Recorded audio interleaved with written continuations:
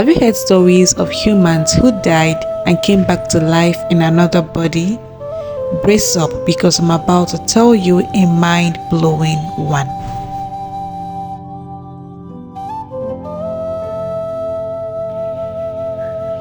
She was 5 years old when she began to see the vision, a memory that lives only around her.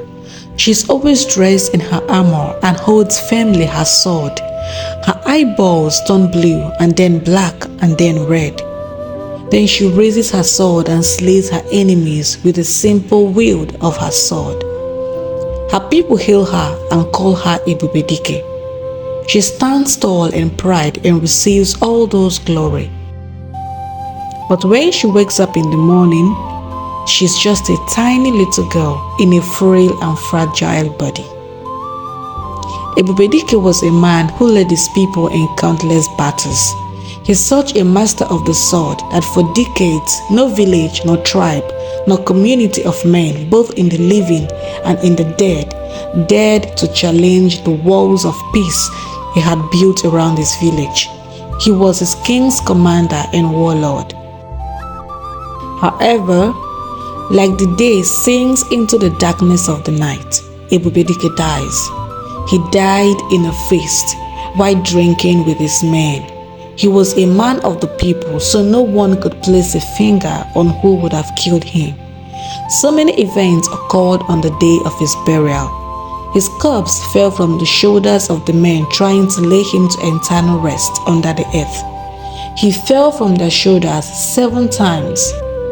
At some point, the chief priest said that Ebubedike's spirit grieves and does not wish to be buried. But what could the living do? The chief priest performed some rituals and his spirit was appeased and he was laid beneath the earth. Yet, Ebubedike was restless.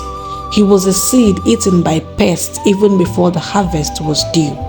He died like a thin candle in the wind. He dies in his prime. His life was cut short and many people believed he would come back to life again. This is what they called reincarnation.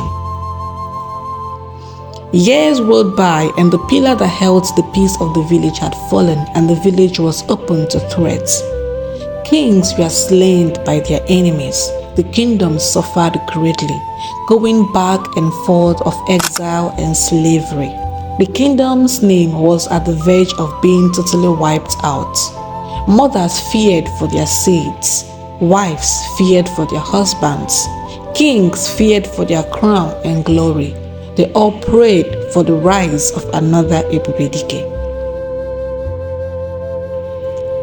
But there she was, a strong force and spirit in a thin and fragile body. She cooks, cleans, goes to the stream and keeps the home like a woman of culture, but not like a warrior that she had confined in her tiny self. Another war is coming, and the chief priest must prepare the men and get them ready to fight, ready to defend their land and their name. The priest called for men who would be interested in fighting for the people and their land. And then she came, ready to let loose the battle that had been born and buried in her. They pointed at her and made fun of her. Who is she? What does she think she is? Isn't she supposed to be tending the farm? Or making meal in her home? Or better still, having a man beneath her thighs? Oge got a glimpse of those words and screamed, I am Ebubedike, the fearless warrior of this kingdom. I stand here today with the men of my tribe to defend our name and rebuild our broken walls of refuge. I am the god of fight and battle. I hold the axe and move like the wave of the wind. I am the victory and the peace of our land. They looked at her and laughed. Some called her a fool, while the older men looked at her in awe.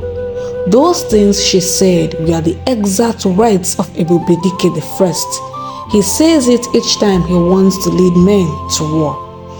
They feared, but something like a spark of hope lighted up in them. The Warlord has reincarnated, but why in the body of a woman, they wondered. But what if she made up those lines? She must have read about Ebubedike or heard his stories. Well, the battle ahead will tell. The priest performed some rituals on Oge together with the other warriors. They marched on to war with their enemies. Her people feared that they might be defeated, but she walked like an immortal whose soul has died to the body. She wears her breastplate, holds up her shield and her axe. She walks fiercely into the camp of her enemies, and now she looks like the young woman she sees in her dreams, a fearless warlord in a woman's body. Oge fought tirelessly with her people, slayed men with a fling of her axe. They sang war songs and ran after their enemies. That was the biggest fight they had ever fought in years, and the first victory after so many years of hardship and threats. They marched onto their community with victory songs, and once again restored the peace of her people. The feast of their victory was spiced up with wrestling contest. Oge, now Ebubedike, is both the master of the axe and the cat whose back does not touch the ground. She was made the commander of the king's army, and the people could not stop wondering why Ebubedike the First came back to life in the body of a woman. Truly, life is a mystery. What do you think about the story? Africans believe so much in reincarnation. Do you believe in reincarnation too? Share your story in the comment section. Your comment might inspire our next story. See you.